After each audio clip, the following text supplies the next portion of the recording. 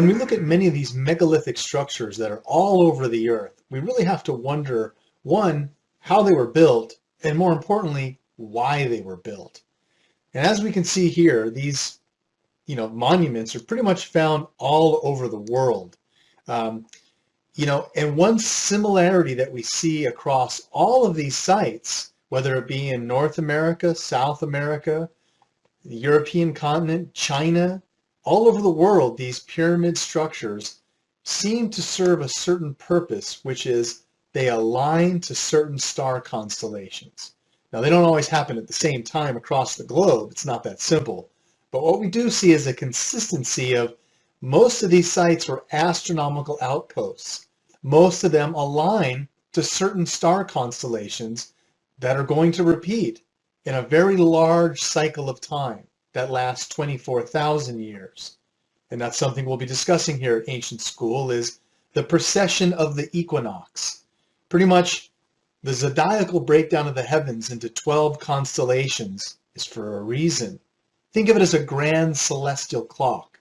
Most of the ancient cultures were aware of this larger cycle of time, and that's why they went to great lengths to create these astronomical outposts and monitor where they were in this larger cycle of time. This will become clearer as you take your lessons at Ancient School, but let's look at some of these megalithic monuments specifically.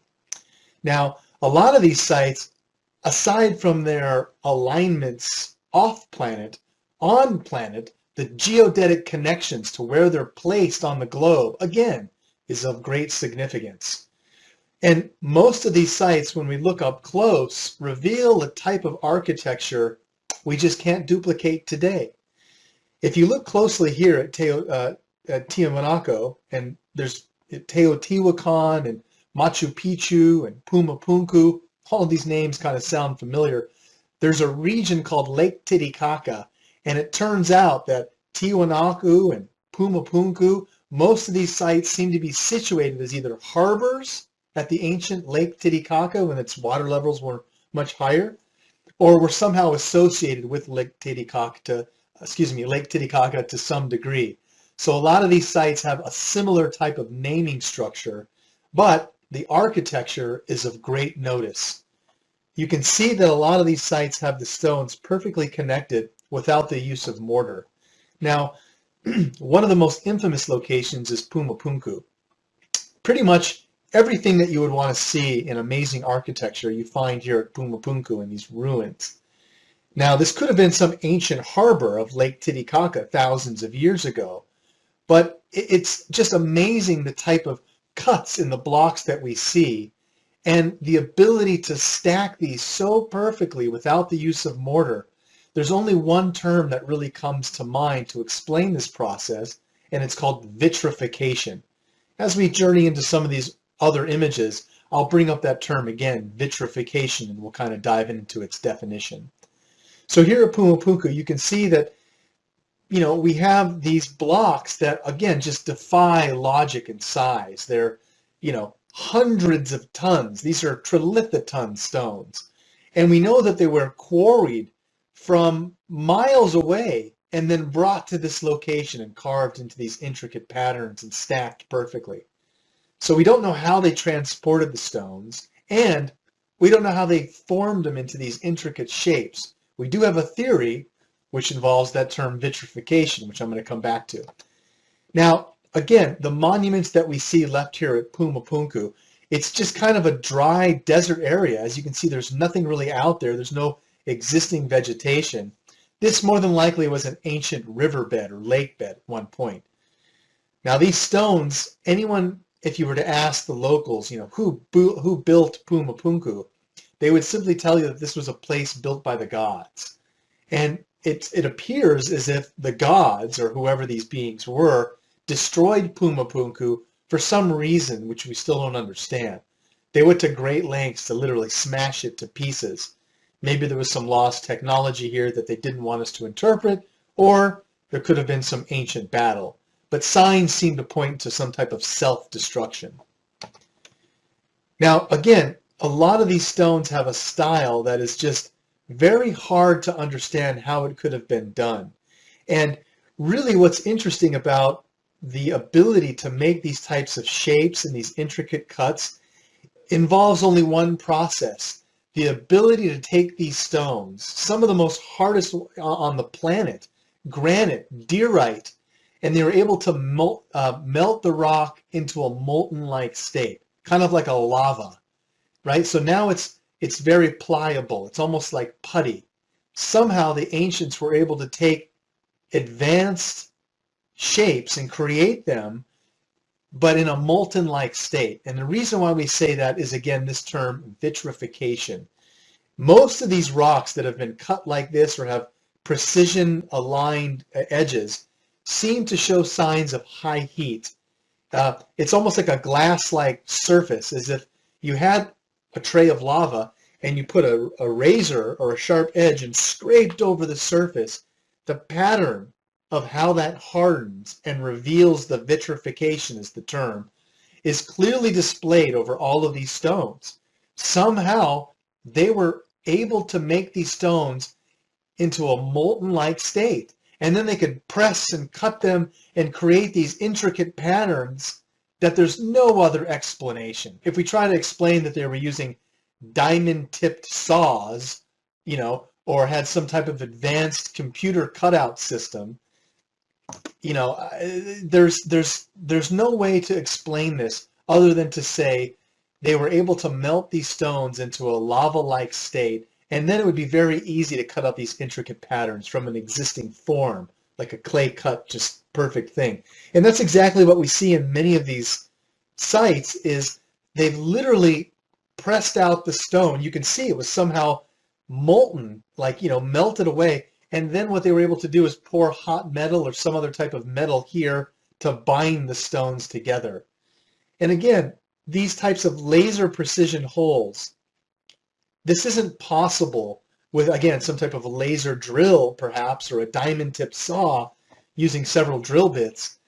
But the precision and accuracy, if we explain this by it was a lava-like state and someone just poked holes perfectly measured, that's a lot easier to create these types of markings and drills that we see.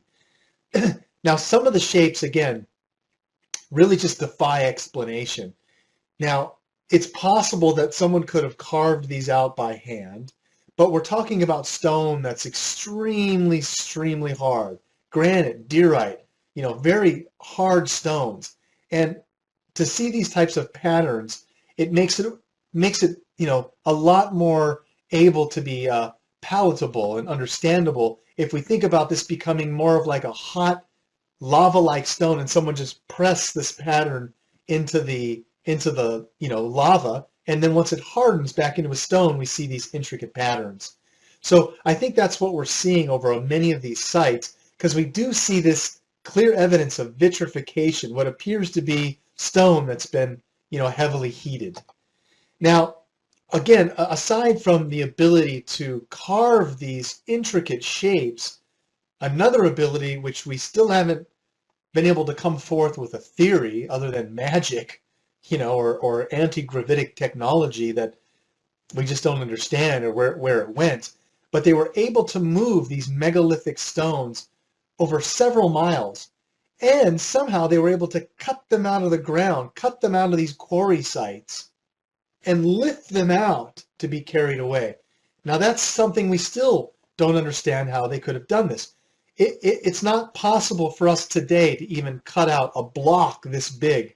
You can see a gentleman standing on it. It's not possible for us to today even cut out a block from an existing stone that size and somehow wedge something in there that's going to lift it out. These are very complex things. You can see that this one was left at the quarry site in Baalbek, and these were stacked several miles away, which we'll show you in a minute. But you can see that the immense size of these, they were left because they cracked off, and these were several miles away from where they were eventually stacked. And you really have to wonder how they were able to move these type of stones using the most advanced heavy lift cranes that we have today on Earth. It would be almost literally impossible to move a block of what you're seeing here, this size. Now, I'm sure it can be done, but it would really be quite a feat and would take some serious artillery, tractor beds and such, and cranes and coordinating this. But some of the most recent geologists of today, people who work in stone masonry at megalithic sizes like this or in this range, really shake their head and scratch and go, huh, I just don't know how they were doing it, and where are their tools that they were using. So it really does raise a lot of questions. And again, I just want to point out that these gentlemen you can see standing here give it the proper scale. Some of these, again, weigh in excess of over 1,000 tons. We're talking about trilithoton stones when you're just at 100 tons or higher. These are over 1,000 tons. So these are extremely large blocks that were somehow moved several miles and then stacked here. You can see another gentleman here as a reference. Now, in Baalbek in Lebanon, there are actually stories that go back thousands of years to biblical times when it speaks of how the gods used these locations like Baalbek as a place to descend from the heavens and also ascend into heaven. And what do they explain as seeing and hearing? Smoke and fire and thunderous sounds. It's almost like an ancient rocket pad. These stones were stacked perfectly, and then over the years, thousands of years later, cultures came and have built other monuments on top of these. But these original stones, no. There's no way that ancient man was able to move blocks like this with some technology that we can't even duplicate today. We're talking about some type of definite intervention, whether it be extraterrestrial intervention or lost knowledge intervention. One thing I'll definitely point out is consistency that I'm seeing is that all of these ancient sites display a type of technology. All of the ancient cultures reference some lost, whether they call them gods or an advanced culture that influenced all the great ones that we know of now as the ancient cultures. Egyptians, the Mayans, Toltecs, Aztecs, Sumerian.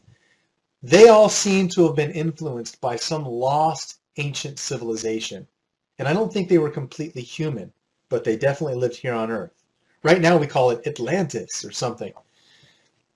All of this technology seems to be pieces of this lost ancient civilization, and they left these all over the earth, and we're just kind of scratching our head now as to why they built them and what they were for. So Baalbek in Lebanon shows amazing architecture with megalithic stones that really raise a lot of questions. You can see that a lot of these stones up here, I think I can zoom in for you, have what appear to be little holes. Maybe these were some at one point lifted into place and put there. But these are more a current architecture than what we see in some of the more megalithic sites or stones in this area. But it still should be noteworthy to see that, again, the architecture and use of stone masonry, even from the ancient peoples, was very advanced. Now, many of these other sites, like Stonehenge is a classic example, really start to raise the bar, and not just the type of architecture that we see as far as megalithic stones being arranged in some intelligent way, but now we're seeing a higher level of mathematics and alignments to the summer and winter solstices, and ways to calculate the motions of the heavens based on the alignments of these stones. So again, we still have these anomaly questions as to how were they able to cut the stones of this size? How were they able to move the stones of this size? And now on top of that, why did they arrange the stones in this way? We can only lean upon our current level of science and mathematics that we understand today. What we might know 50 years or 100 years from now might change the way we look at these sites, but right now we recognize that many of these sites are geodetically placed at certain locations. Maybe they were attached to some large energy grid. We'll look at that in another slide in a minute. But looking at Stonehenge specifically, the math and the alignments here, it's not by chance. You can see that the different shadows that are hitting the ground allow for markers, kind of like as a calendar throughout the day to mark where shadows fall at certain angles. There's also certain sight stones around the edge that allow you to align various viewpoints from whether you're standing inside or outside the circle. And you can see here that there actually are stones placed outside of the circle for further reference to mark shadows and alignments that take place as the summer and winter solstices actually align perfectly to stones and holes cut inside of Stonehenge. Now, this has to have been some type of large ancient clock. And as I mentioned earlier, many of the ancient cultures were aware of a much larger cycle of time and went to great lengths to build monuments that matched these movements of the heavens. Now, what we're seeing here is, again, a classic example of alignments that take place where, based on astronomical movements that, again, repeat over time, in some cases over thousands of years, these alignments continue to take place. It's like a grand celestial clock to understand their purpose or time, where they were in this larger cycle of time. Plato called it the great year. You hear terms like we go into the golden age and then to the dark ages. All of this information seems to be tied to this overall understanding of a larger cycle of time. So we're going to continue to bring that to surface as we go through these topics. Now again, here you can see some of the alignments actually laid out, whether it's going to actual star constellations like Sirius and the Dracones. We also have the winter and summer solstices. The actual days of the calendar are infused into these rocks in a way where it's marking these alignments that take place throughout time. You can actually see that, the equinox is perfectly aligned with being able to look at true north and south and understand that the alignments of Stonehenge are happening on our planet perfectly with true north and south, but as well as off planet to actual different star constellations, and using all of this information as some large celestial clock. Now, we see that many of the sites around the world, Stonehenge and Teotihuacan, even the Great Pyramid, Baalbek, they're all appearing on these lines, whether they be called ley lines or just geodetically coded locations. It's maybe possibly some ancient energy grid. Now, we know that there was, through Nikola Tesla's work and others, very easy to harness natural energy. And it appears these megalithic sites are built at certain latitude and longitudes that are possibly tapping into this ancient energy that just exists, whether it be through hyperdimensional physics, as some of the researchers like to call it. All of the planets and their spin are creating a vortex of energy that I think the ancients and possibly even extraterrestrials were aware of, are aware of, and use this knowledge.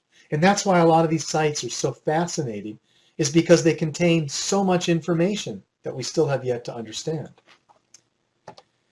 Now, the Great Pyramid of Giza is one of the most excellent megalithic monuments that we can continue to refer to, because not only is it built, again, perfect, true north-south, it's situated right in the middle of all of the world's landmass. And it's aligned in ways that we just can't understand, with its ability to align to the constellation of Orion in 10,500 BC. The building style of the bricks, the inner chambers of the king and queen's chamber. I mean, the king's chamber, if it was built for a king, why are there no hieroglyphics in the king's chamber? Why are there nothing inscribed on the walls, giving the great fervor of the king?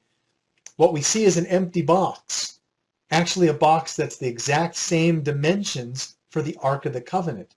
And all throughout Egypt, there are these depictions of what appear to be a form of an ark, some large box with two poles on each side, just like you saw in the Indiana Jones movie, The Raiders of the Lost Ark. That ark, that depiction is seen all throughout Egypt. It's very possible that there's a whole other story, which hopefully we'll talk about in future lessons, that Moses was actually a pharaoh of Egypt named Akhenaten. And when he left Egypt and took his people, he also took the Ark, this great power source. Again, remember the movie Raiders of the Lost Ark? It's killing all the Nazis with lightning bolts. They see spirits coming out of it. Well, there's a lot of information that shows to exist in saying that the pyramids were possibly large energy capacitors of some kind, or were utilizing the Ark of the Covenant, as an example, as a large energy capacitor, possibly tapping or sharing in this energy that was ubiquitous around the globe. We seem to have lost that knowledge. But the alignment still exists. The math still exists. We can look at these objects and now, just based on satellite telemetry, can do basic mathematics and look at the repeating algorithms and things that we see that aren't just by chance. There's no way that people could have just built the pyramid stone by stone, let alone the time and effort to do it, but the planning of the architecture, it's too perfect. These alignments, again, can be confirmed by using computer mapping software, and you can easily see when the stars are going to appear above you at night, right? So when we use Redshift or any of these programs that you can easily download for your iPad, where do I see the stars at night? You can roll that clock forward and where they're going to be ahead of you in a week, or roll that clock backward. And in 10,500 BC, the Orion constellation is a perfect match with the pyramids on the ground. The pyramids are literally forming a terrestrial map of the sky. So we have to wonder why many of these sites are built to line to a star constellation. And obviously the kicker of why this alignment is so interesting is, the pyramids were supposedly built by the Egyptians. Early dynasties, we're looking at 2500 BC. That's about 4,500 years ago, right? Because, we're 2014, so if you go to AD, BC, 2,000 years ago, that's 0. And then if you go back another 2,500 years, right, you're then at 2,500 BC, but that's 4,000 years. So whether or not the Egyptian culture is only 4,000 years, 2,500 BC, I don't think so. Why is it that these pyramids align to Orion in 10,500 BC, 8,000 years earlier?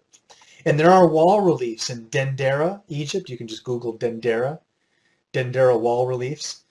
And basically, you'll see that the Dendera wall relief of the great view of our zodiacal solar system and our view of the heavens. Essentially, they have a view of the heavens with all of the star constellations that would have been in view from the ground at around 8,000 years ago, or 8,000 BC. I'd have to actually check that. I believe it's 8,000 BC. Why would they want to mark the view of the heavens from the ground at what it looked like in 8,000 BC? Either they were there or something amazing happened at that time, and they're trying to remember that by marking it with these amazing alignments. So again, the math at some of these sites, we really have to scratch our heads and wonder. And it's not just Egypt. These pyramids exist all over the earth. Obviously, when we go into South America, that's really the next big shell of information where we see advanced systems of worship that took place based on astronomical movements, knowing when there'd be a solar or lunar eclipse, just like you saw in Mel Gibson's movie Apocalypto, and the priest looked over at the king and said, "Do your thing," because he knew when the solar eclipse was going to take place. Many of these ancient sites, again, are aligned and show repeating alignments within the architecture. In South America, many of these sites really raise a lot of questions, not only because of why they were built, but what they actually signify. And all throughout South America, there are these talks of these ancient gods. What's really interesting about the whole Mayan civilization and the return of Kukulkan, or this ancient god, is they have a very advanced calendar system, and these monuments again are markers in that calendar system. And so we have to wonder if they're not trying to tell us information to say when these ancient gods will return, or at least when the ancient gods were last here, or when they were here and something momentous took place, and they've created these alignments to mark those times. Now, when we look again at the architecture at some of these sites, this one again is amazing, and some of these pyramids, the great tomb of Palenque, King Pakal, I should say, his pyramid, he literally is, his tomb is inside of a pyramid. And when we look at some of the architecture around how they were able to build this pyramid around his tomb, it really raises a lot of questions, let alone this infamous tab, or large tablet, I should say, that covers the tomb of Pakal and literally looks like King Pakal is flying a rocket ship. You can just Google King Pakal.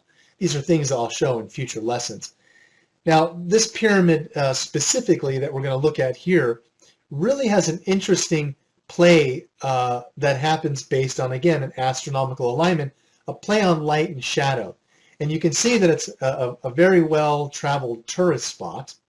And at several of these locations nearby, again, we see astronomical observatories, literally built out of stone as ways to go up here and have a clear view to make astronomical observations. And this was done by high priests and astronomers and recorded as sacred information.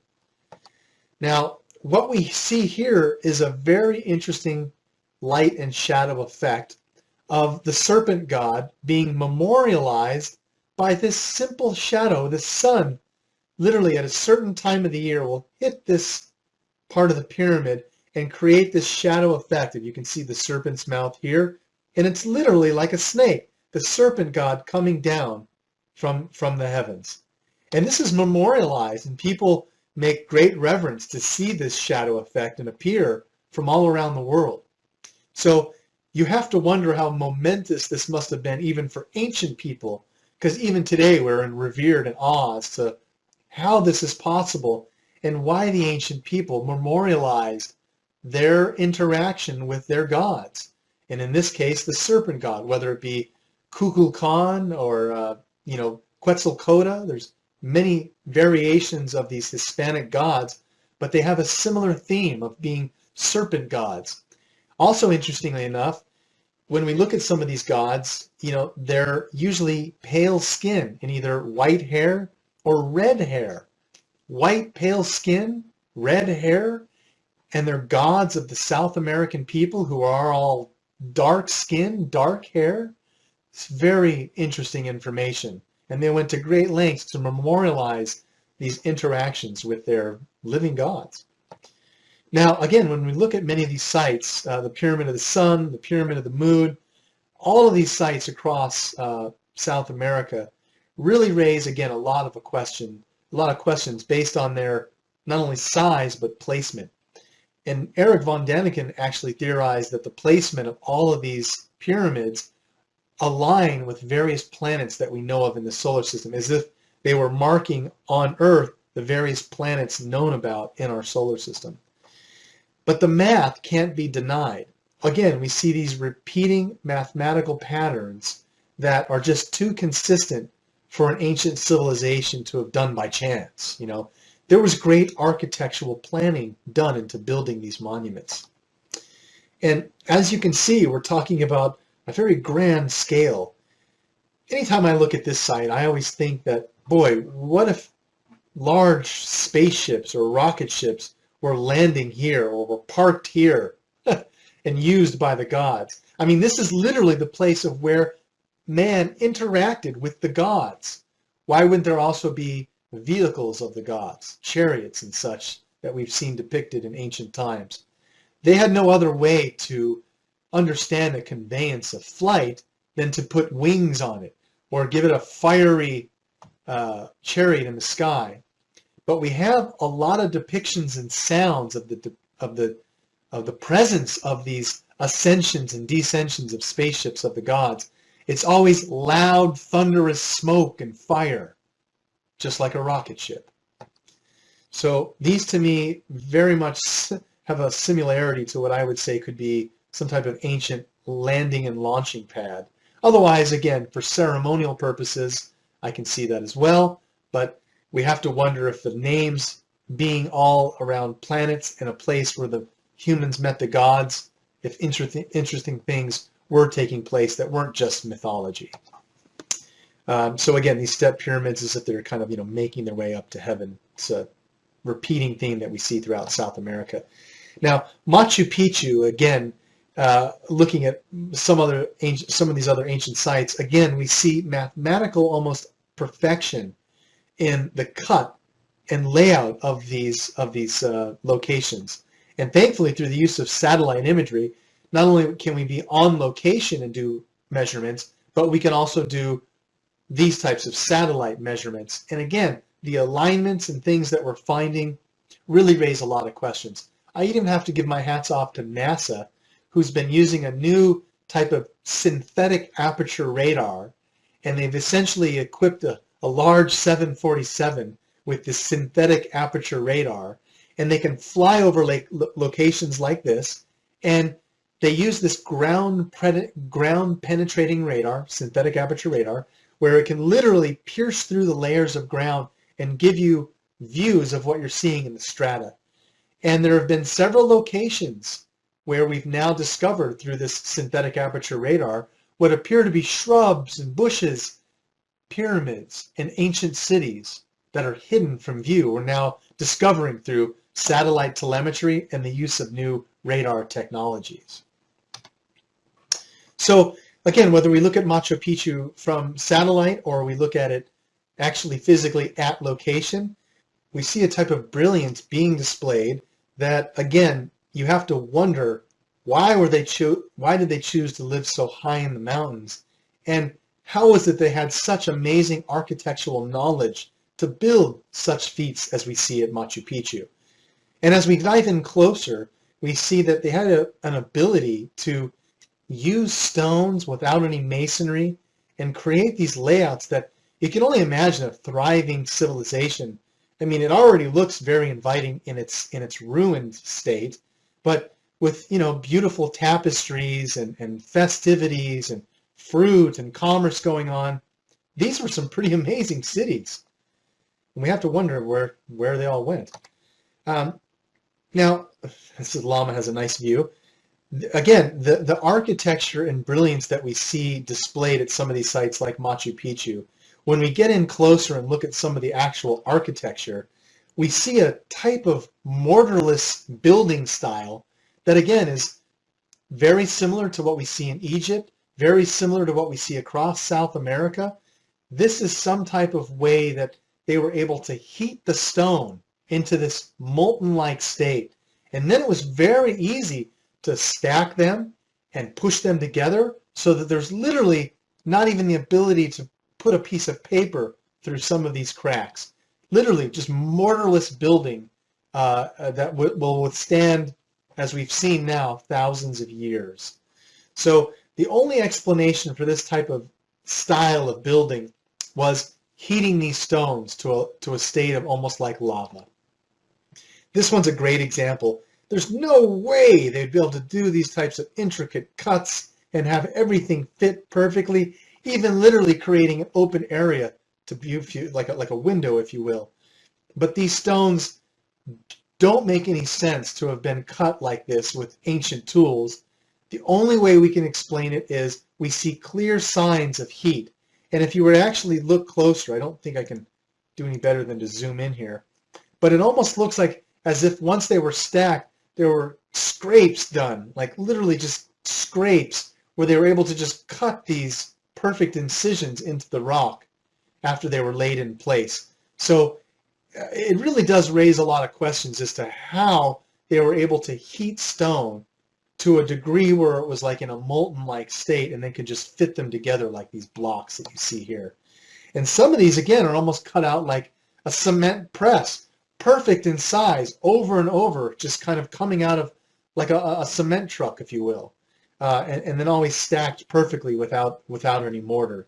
So we have to wonder how they were able to do this, and more specifically, why? Why did they go to such great lengths to build these intricate structures that, again, have these alignments or in very interesting geodetic locations around the globe. Well, we seem to see a representation at many of these sites that speak of for the gods, built by the gods, a place where we interacted with the gods, a place where the gods descended or ascended from heaven, and this connection with megalithic stones. In my mind, there must be, some coincidence that's grander than just that. There's knowledge of some lost ancient culture, civilization, whether they were gods or aliens, or both, maybe not gods and aliens, maybe whether they were human or alien. I think what we're looking at is depictions of lost knowledge. All of these ancient cultures attributed to these types of gods. But I think it could have also been an advanced lost civilization, an Atlantean civilization. I want to generalize it that easily. But some great lost civilization that influenced every culture around the world and left us these monuments to wonder, how is it that the ancient Aztecs or the Mayans or the Egyptians built these? Maybe they didn't.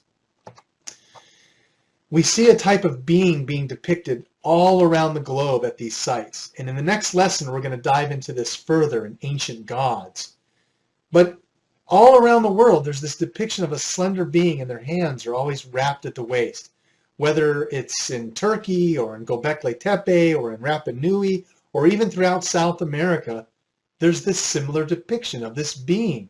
Maybe these were the beings influencing all the ancient cultures that we now have today. Egyptian, Mayan, Aztec, Toltec, all these ancient ones.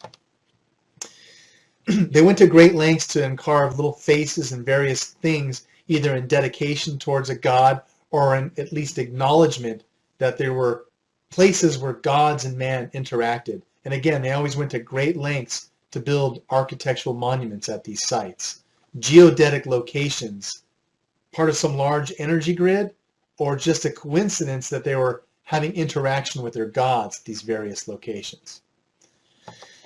Now, some of the sites are actually underwater. Now, this is Yonaguni, and we still put into question some of these sites like Yonaguni off the coast of Japan.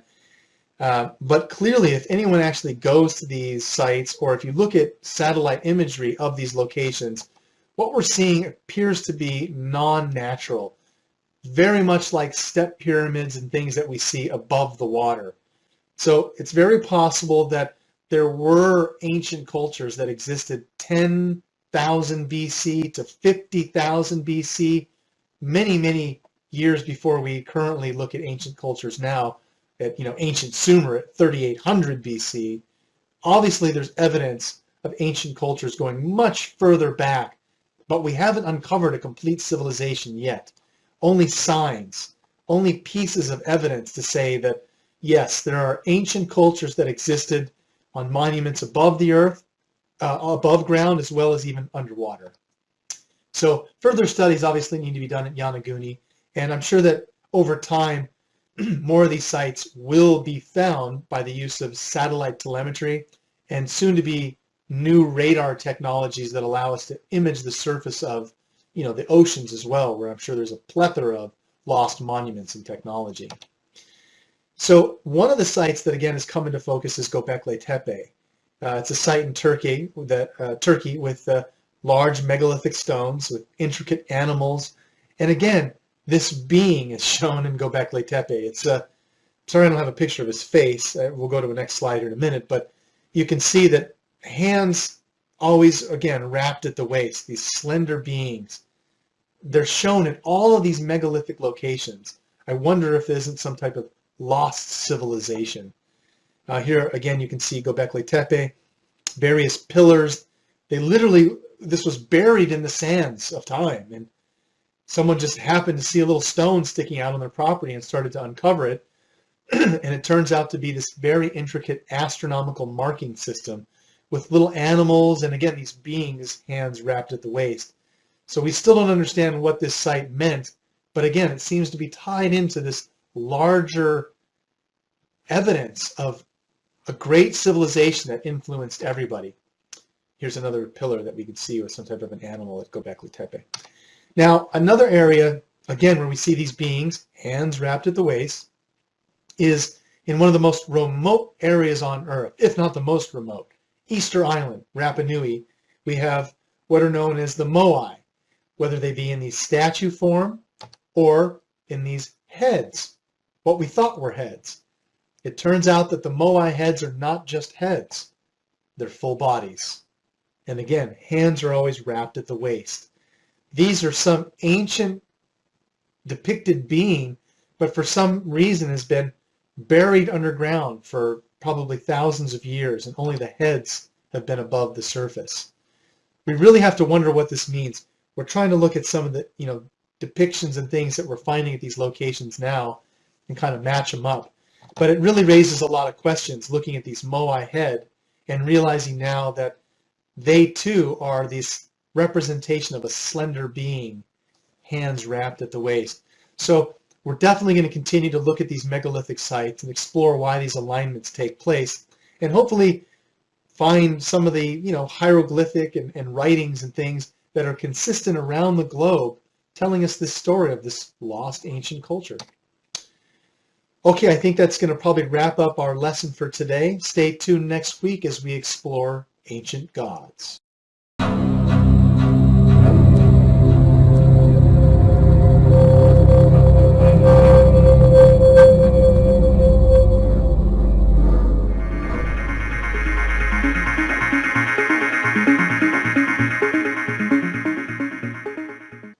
Ancient alien gods. Now, this is a topic that I've always been specifically interested in.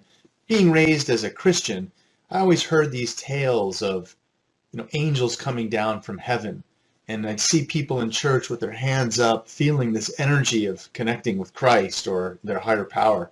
So I find it fascinating that around the world there are these stories of a time when man lived amongst their living gods, interacted with their living gods. So in today's lesson, we're going to kind of review some of the world culture's view of these interactions and see if there aren't similarities that we want to take note of. As I mentioned, being raised as a Christian, kind of want to start in some of the things that I was familiar with. And really what I always found fascinating about the biblical information, obviously with the overtone of the ancient astronaut theory, is looking at the fact that there's always a presence of them coming down from the skies. Now, most of the Renaissance artwork that we have coming out of the last, several hundred years, especially around this Renaissance era, all of the biblical information always depicts the beings coming down from heaven. And many references in the Bible, too, depict either beings ascending into heaven or descending into heaven with these types of winged angelic beings, usually with halos of light around them and depicted with wings, as if they have the power of flight. So whether it be Elijah being taken up by a whirlwind, or Ezekiel seeing what appear to be wheels within wheels, or a chariot of fire in the sky, I don't think ancient man had access or could fully understand and relate to technology that we do today to describe aerial phenomenon and such. Whether we would say it's an airplane, a helicopter, or possibly a nuclear-propelled craft like a TR-3B, or even an anti-gravitic device, which I'm sure is in production. So a lot of these things, again, have a biblical or spiritual overtone, but we have to wonder if this isn't just misrepresented technology. All of these scenes that come out of this Renaissance artwork are very visual and kind of trying to portray this biblical, technological connection between heaven and earth. You can see that these two gentlemen appear to be manipulating what appears to be some type of a rod. And as you can see, there's a clear path of them whirling what appears to be into the sky. So a lot of this artwork, I think, has an overtone that is very familiar with the normal Christian views of these bright angelic beings, usually also depicted with wings. Well, it's very interesting to note that a lot of these depictions in the Christian, Judeo-Christian Bible of beings with wings aren't just depicted for Christianity as these higher spiritual beings. In fact, most cultures around the world, even thousands of years predating the Hebrew or Christian Bible, have very similar references and stories to these angelic beings and depict them in the same way. Now, this can't be by coincidence that different cultures around the world, some of them without even having contact to the outside world, have similar stories, similar depictions. And obviously where I was most fascinated in my being raised as a Christian was looking at the fact that these ancient Sumerian texts and ancient depictions of their gods, the Anunnaki, again, resonate exactly with what we hear in the Hebrew and Christian Bible. More specifically, it has more detail. Just like in the Hebrew version, there were many gods. In the Christian version, there's only one God. In our image and after our likeness, there were once giants upon the earth. So as we go back from the Christian Hebrew to the Sumerian versions, not only do the depictions become more interesting, but we see similar references to this understanding of the power of flight. So let's go ahead and look at this as we realize that, this is a depiction that we've seen over and over with reference to biblical information. How we're bequeathed information from higher life forms. They're usually depicted as coming down from the heavens. This is a consistent theme with the ability for them to be above the populace, always above, the gods are always above in the sky. Now that's not to say that there aren't gods in the ground as well, or ancient cultures didn't think that way. There are many different cultures that believed there were underground gods. Indian gods looked at a serpent race called the Nagas that believed lived in underground areas. And there were actually Mayan and Aztec rituals to appease what they believed to be subterranean gods. Again, these serpent gods. We're going to come back to that topic in a minute. It's a very interesting point. But we definitely see a common theme with depictions of these biblical references, Jesus and various other angelic references. They're always coming down from the sky. Now, what we also see in connection with these, heavenly scenes, or again, things depicted in the sky, is usually a reference to some type of technological use of a device. We've seen this over and over in various biblical scenes where, again, ancient man didn't understand what they were seeing and tried their best to represent and depict what they were seeing. Now, to me, this looks like two spiritual beings, obviously clothed in robes and in the clouds, so this represents them being in the sky. But they're manipulating some circular device. You can see that they're holding it as if these are two antennae, kind of like tuning into God, if you will. Now, how would they have been able to represent, what if they saw a circular flying craft and either beams of light or men in the craft manipulating levers and gears, or what appeared to be doing some type of tuning with an antenna? They wouldn't understand it. They wouldn't be able to explain it. All they could do is give visual references. So when we analyze a lot of this artwork, we have to understand that back then they didn't understand technology, but we do. And we can look at a lot of these references of what appear to be the power of flight actually being depicted as technological sources of information. Even how we would characterize our own flight characteristics, like a spaceship and things that we would use now as the top of the rocket departs the capsule and then actually travels in space or returns. A lot of these things have very similar references to our own uses for the power of flight. Now, this is a very infamous scene of the crucifixion of Jesus, and it's shown in this fresco in this large monastery in what was then Yugoslavia. And you can see, again, these references to power of flight. And you can see that the gentleman in here is manipulating. Again, he has his hands positioned. He's doing something. They don't understand, but they clearly saw him manipulating something in the craft. So they did their best to describe it. And again, you can see over in this corner, this one too has similar references. Now, I believe I have some more enlarged shots of this with higher resolution, so we'll just move on to those. But obviously, the crucifixion of Jesus, we have these very interesting scenes where even the beings with the angels, again, the winged beings, are looking and noticing the craft and are holding their hands up as if they're scared of these craft in the sky. And these can't be, again, coincidence. All they can do is depict what they were seeing. This looks like some type of a man flying in a comet. But what we can deduce with science is that anything that's flying within our atmosphere that's a high energy source is going to create a gaseous environment. It's going to create phosphorescence in our atmosphere.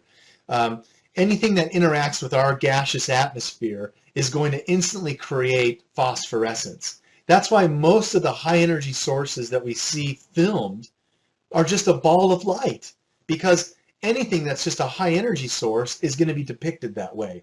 And that's exactly what a lot of these depictions show us, what appear to be their observation of exactly what we see today with our own filming equipment. So these are actually pretty accurate representations of what apparently are UFOs, but in ancient times, and being depicted as piloted by other human-like beings.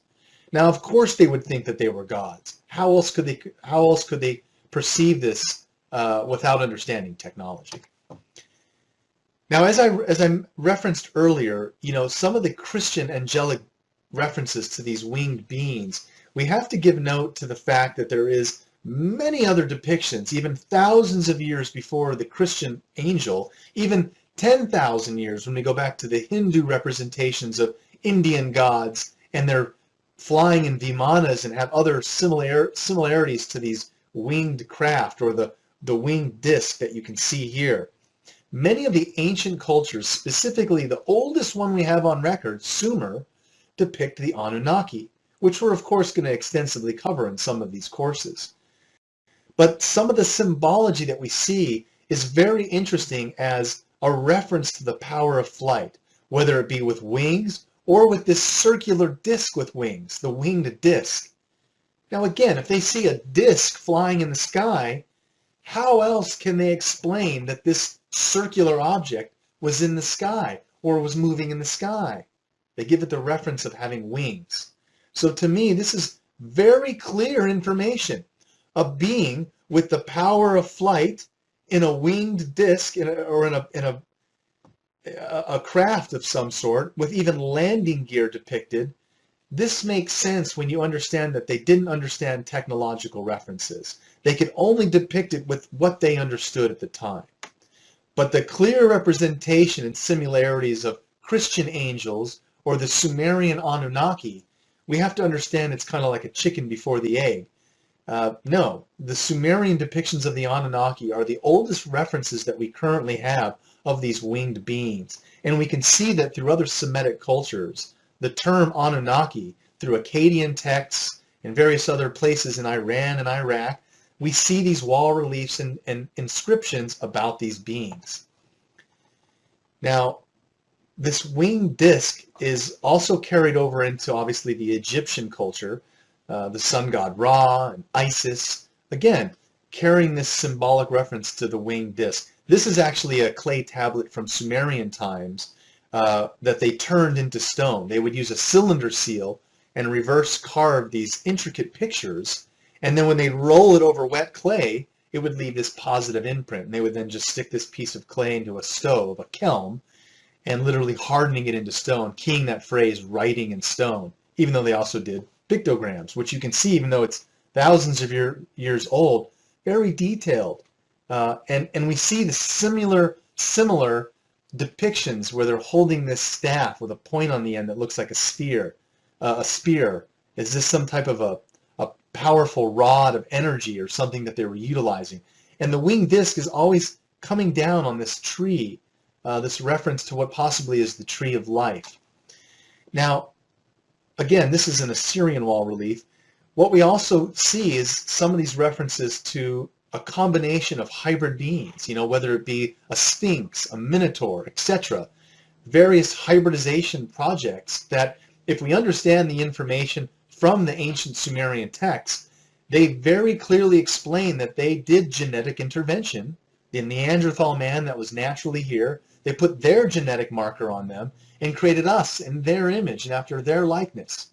Now again, these are stories that we'll get into in further detail, But these references to hybridization of beings make a lot more sense if we realize that our own inception was a genetic intervention and a cross hybridization between their genes and ours. Again, just like what the Bible says, they created us in their image and after their likeness. So one of the more exciting aspects, obviously, about this information is that all throughout these various scenes with gods or angels, we see clear depictions of the power of flight and very accurate intrinsic details that are synonymous with the power of craft today, and not so much a bird or an insect, which would be the natural characteristics that you might see of just giving them wings. As we discussed earlier, any type of large energy source flying through our gaseous atmosphere, nitrogen, oxygen, these are going to interact with a large power source by producing photons, beams of light. Anyone filming a high energy source craft today most likely gets just a ball of light, beams of light, a bright object in the sky. Well, this is nothing new. You can see from a fresco done by Saint Giovanni of the Madonna, and out of reference here, she's holding baby Jesus. What's interesting, though, is that you can see that there's a gentleman standing here and a dog next to him, and they're both clearly looking up in observation of this glowing craft. Now, this craft has some very interesting characteristics. It looks like it has to be what are portals around the side, and it has very clear characteristics of what we see today in modern UFO reports. A disc-shaped curved surface on the top and a dark underside. And again, emanating rays of energy. It's some type of large energy source that's flying in the sky, enough to catch their attention. So this should really raise some questions, again, as to why would they be depicting something that doesn't look like a comet, doesn't look like an asteroid, doesn't look like a cloud. It looks like a UFO, 100%. And this is something that we see over and over, is these depictions of flight, very accurately representing either the ability to fly or in great detail saying they were witnessing beings that had the power of flight. Now, this is a Sumerian statue of the god Ishtar, and whether or not this disc is just symbolic as, again, she was flying in a disc with the wings and the disc. This is a very interesting story that talks about how the god Ishtar, she was a very attractive god and liked to roam the skies of Earth in her skycraft. And she would choose certain men to come into her sky abode. And of course they accepted. She's a beautiful goddess. But then they would never return. So there was a story of King Gilgamesh, another ancient Sumerian king, who was 2/3 Anunnaki. And he was invited by Ishtar to come into her sky abode. And he said, no, no, no. Thank you anyways, but I've seen how none of the men ever return, and I'd like to not walk down that path. Also, the sun god, or excuse me, the Egyptian god Isis, again, depicted with wings. And again, could these be a symbolic reference to having landing gear? When they would ascend or descend, you can clearly see that they would have the ability to use this landing gear as they're coming down or going up. So again, very interesting characteristics that are symbolic to what might have been visualizations of them seeing these gods ascending and descending in their various craft. Now, it's not just speculation that we see beings depicted with wings. Again, we have artifacts that we can scientifically analyze and say that, while this might have been depicted as a bird model, what we see looks more like an actual, model airplane. Characteristics more intrinsic to a modern-day aircraft. And this object was found in the tomb of I believe it was a governor in Saqqara, Egypt.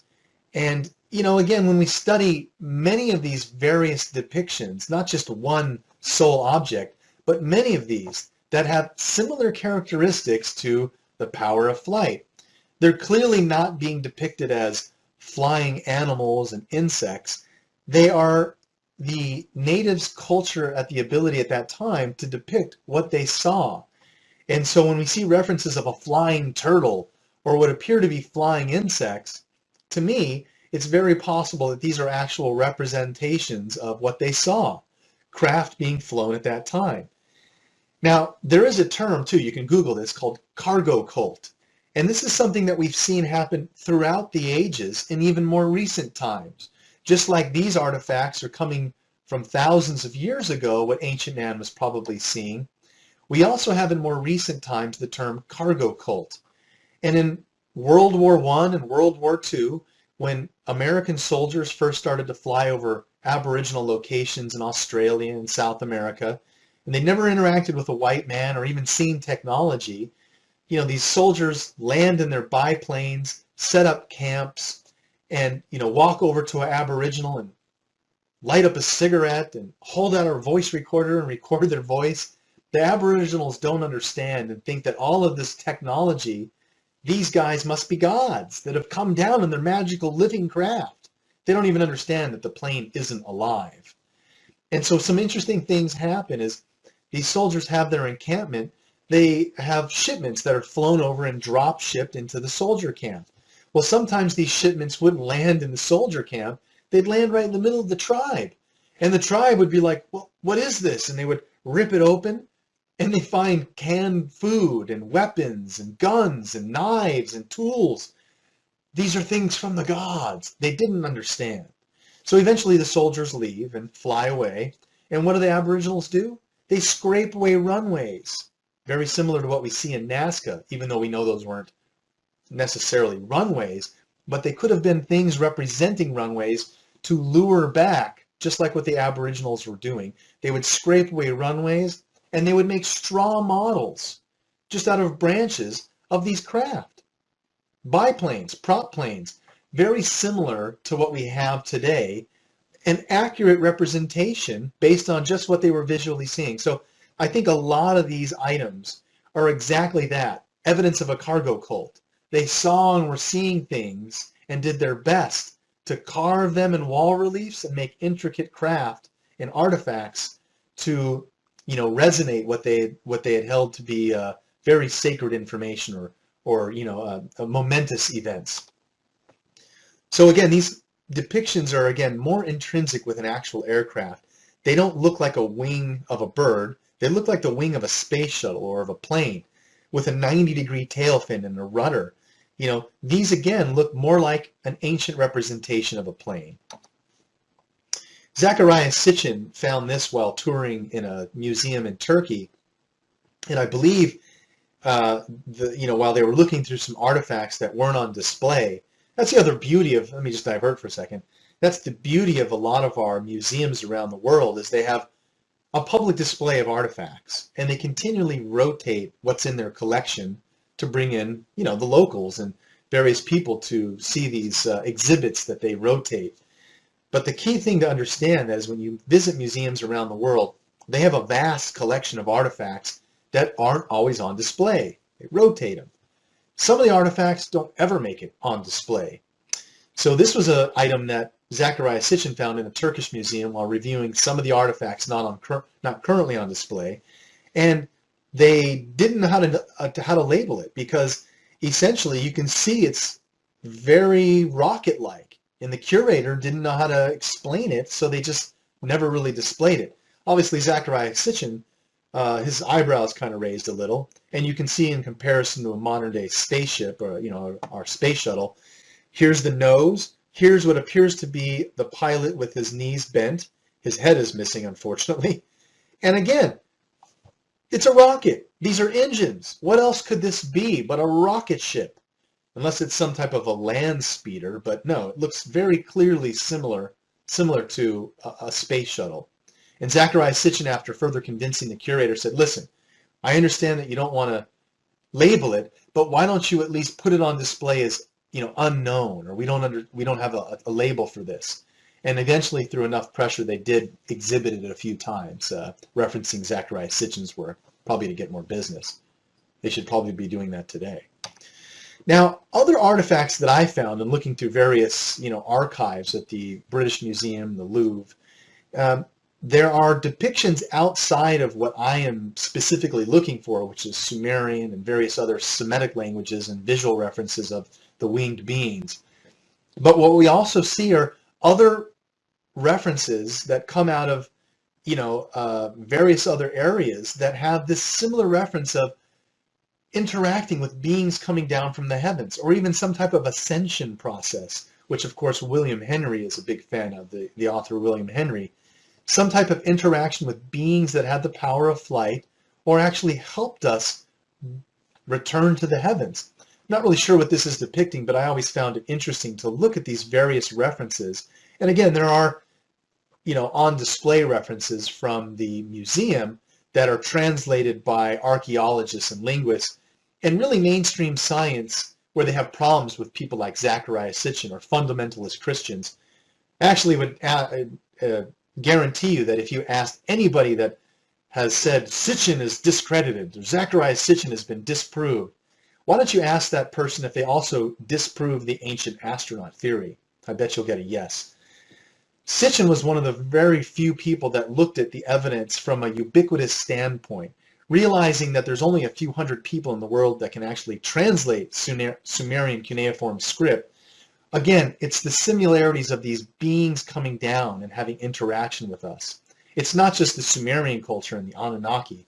We see these depictions coming from all cultures around the world.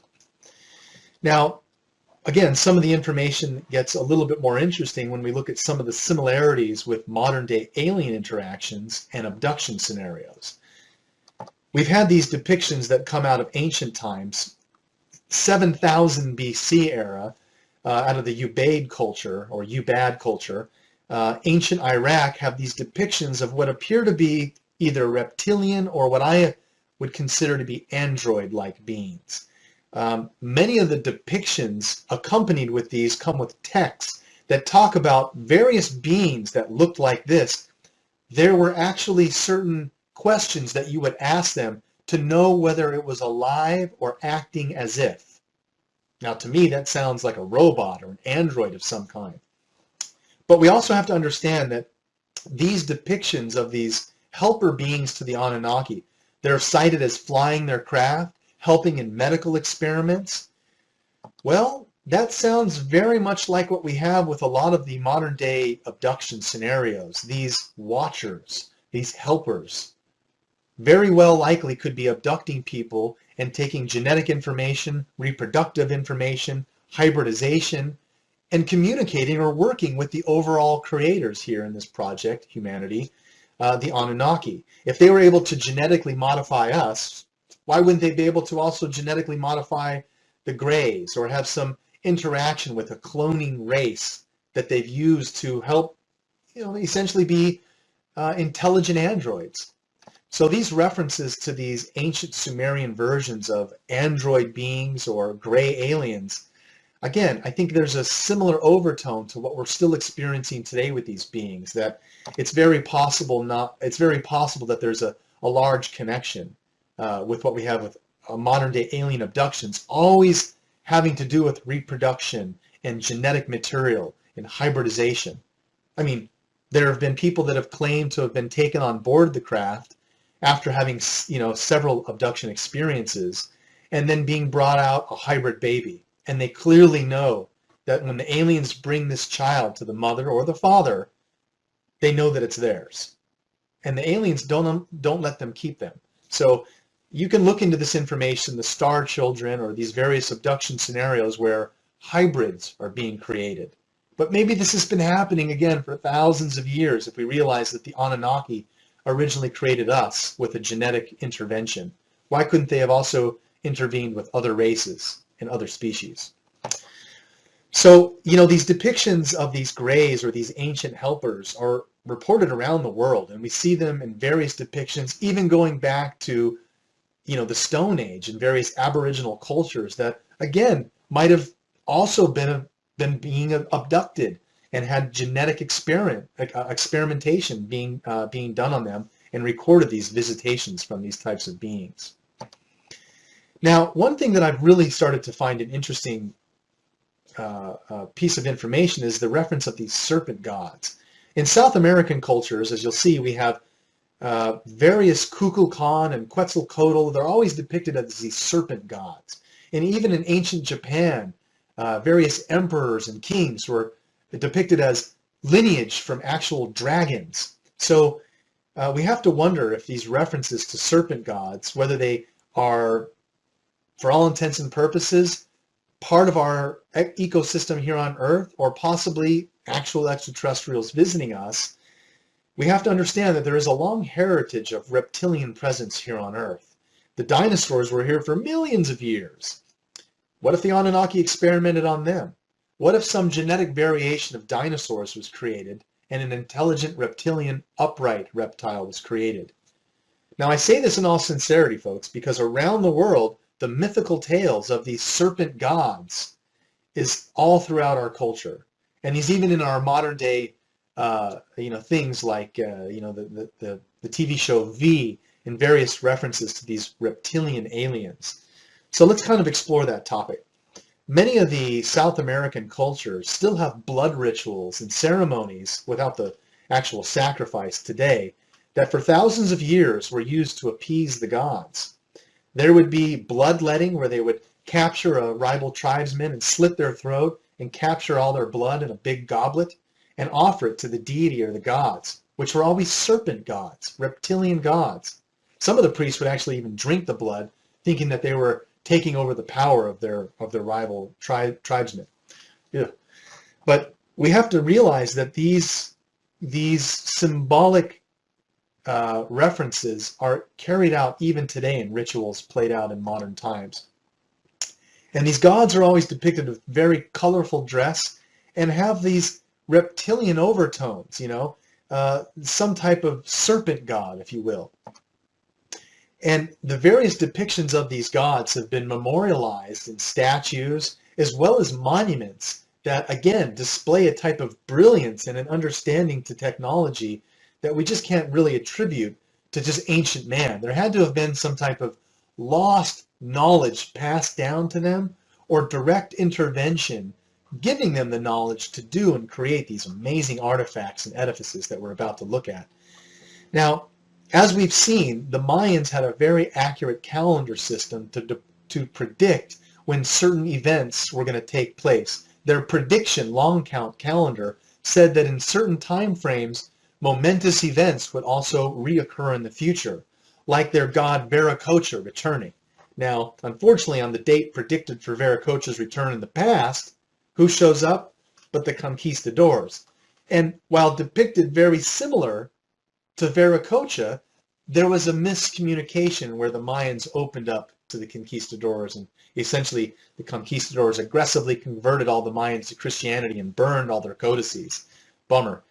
But what's interesting to note is what played out there was, if we realize that the conquistadors were misidentified gods. Why? South American people are all dark-skinned, dark hair. Their gods, Viracocha, Quetzalcoatl, Kukulkan, are depicted as pale beings, red hair, white hair. This is how they thought their gods looked like. Not at all like their native dark-skinned, dark-hair population. Very interesting. So a lot of the depictions of these current Inca and Mayan characters still have the symbolic references of the rituals that they played out while interacting with these serpent beings. And they've left us artifacts and edifices that today mimic various pieces of information that we still use today in symbolic references. While this is two serpents entwined, it's also a very similar reference to a DNA strand. In any medical institution today, you'll see the two entwined serpents, which again are a representation from thousands of years ago in understanding this is what our DNA strand looks like. Now, this serpent information is encoded all over South America in various structures, in walls, and even in large pyramidal form. This idea of a serpent or a dragon is, again, not only in South America, but around the world. We have these depictions of dragons coming out of ancient times. And if it wasn't just a mythical creature, that would be one thing. But emperors and kings discuss having this lineage. And so that you understand that this isn't just made up, think about the most biblical references we have. The serpent in the Garden of Eden. In the Gospel of Philip, Cain was actually brought to life by Eve and the serpent in the Garden of Eden. Various other Emperor Augustus, Alexander the Great, all claim to have this serpent lineage. So a lot of these references to dragons possibly actually interacting or mating with humans at some point, or having these hybridization projects between this species and humanity, is very interesting in realizing that these might have been actual creatures. Dragons might have actually walked the earth at one time. And why not? We had dinosaurs. There had to have been not just black and white, but scenarios of gray, where intelligent races of dragon, dinosaur-like beings were also interacting with humanity. Now, again, all through South America, we see these references of the serpent being clearly depicted in very great detail and in great lengths to communicate information. But what we also see is even in modern times, we have these references of current UFO sightings that are showing us UFOs. And we have to wonder what exactly we're being shown. Most of this footage was captured by people that sent this to the local news agency, and Jaime Maussan in Mexico, who's like the infamous 60 Minutes reporter in the US in the Mexico version, captured thousands of these what appear to be serpent-like UFOs. Now, some people would say that these are just balloons floating in the sky all connected together. And maybe that's so. But if you look at enough of this footage over and over, you'll see that there is no way that all of this footage is being faked. These are being reported currently, literally serpent UFO sightings. So the last area I kind of want to talk about is looking at some of the most ancient records that we have coming out of the Mahabharata and these various Vedic texts in India, clear references for the power of flight and the ability for the gods to be using and harnessing flying craft. Here we go. You can see what, again, ancient man did their best to describe some type of craft piloted by people and bringing others with them in some type of chariot in the sky, powered by what they could only depict as, geese or swans of some kind. But these references of not only a serpent god, but having magical powers and the power of flight is referenced over and over in various cultures. Again, you can see the similarity with these Hispanic cultures and going all the way from South Mexico all the way as deep into Peru, these references of a reptilian spirituality or some type of reference with reptilian gods comes from us in various cultures around the world. Now, the Indian gods are always most widely described as the most ancient gods that we have reference of on Earth. The Mahabharata is probably the most ancient written text that we've currently uncovered, at least in the public sector. But the ancient gods of India are always depicted with these amazing and beautiful colors. You have to wonder, and sacred shapes too. There's always just such a great detail of information being bequeathed to us in this artwork that we really have to wonder. You can see the atomic symbol here, like the atom. A lot of this information that comes out of the sacred Vedic texts and the Mahabharata and the Yuga cycle, that's another term, the cycle of the Yugas, which is something we're going to talk about as the lost cycle of time. Plato called it the Great Year. But boy, these ancient Indian texts have very interesting information that was bequeathed as sacred knowledge from the gods. And today we're learning it to be the new upcoming sciences that we're starting to crack. Now, a lot of the references that these ancient Indian gods had what we call vimana, and actual references of how these worked level by level, the passenger cabins, being able to actually see what possibly powered these craft and how they functioned. So very accurate information that has now been captured in monuments all over Asia as these vimana, or in some instances, we'll use the term stupa, as you'll see, where the Buddha would always be depicted in this very similar craft, what looks like a flying vimana, or some type of conveyance for the power of flight. Over and over, here's a reference of the stupa, which very much resembles the ancient Sumerian Shem, which, in no joke, you see depictions of what appears to be a rocket and the capsule departing that comes to Earth. the capsule that returns the astronauts. And this is the same depiction that we see over and over. I guess this is the end of the slide here. Over and over of these stupas, or again, references to some type of power of flight.